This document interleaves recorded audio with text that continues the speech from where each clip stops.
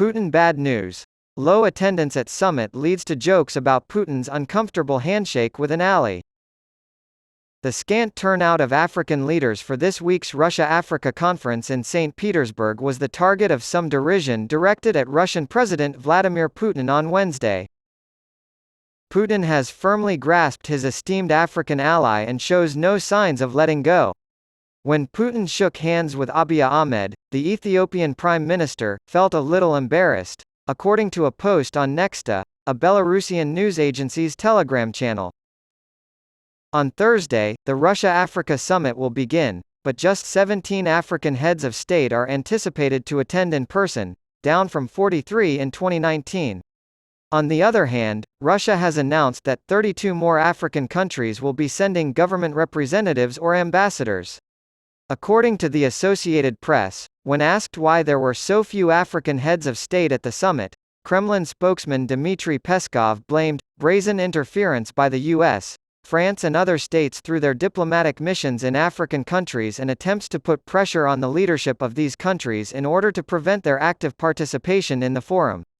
A video showing the Russian leader hanging onto the hand of the prime minister for what seemed like an eternity went viral, and it was quickly labeled the most awkward handshake ever by one Twitter user.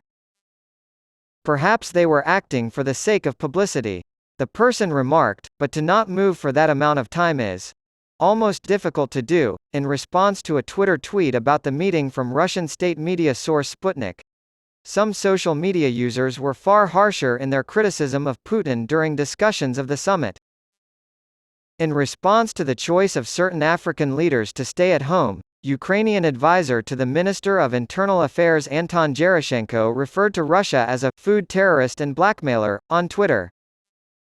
As well as Putin's decision to stop the Black Sea Grain Initiative, Russia's ongoing involvement in Ukraine's conflict has been suggested as a possible reason why world leaders are deciding against attending the meeting. Concerns over global food security have been sparked by the collapse of the grain accord that permitted Ukraine to export its grain by sea during the war with Russia. Putin has offered free grain to African nations in an effort to calm their leaders' concerns over the conclusion of the pact. Putin said in a statement on Monday, "I want to give assurances that our country is capable of replacing the Ukrainian grain both on a commercial and free of charge basis." Ukrainian information security experts at SPRAVDI have lambasted Russia for the impact Putin's decision to withdraw from the accord could have on Africa. Notwithstanding such rhetoric, Putin has made efforts in recent years to strengthen ties with African countries. Since launching his assault on Ukraine in February 2022, Russian Foreign Minister Sergei Lavrov has made 2 trips to Africa.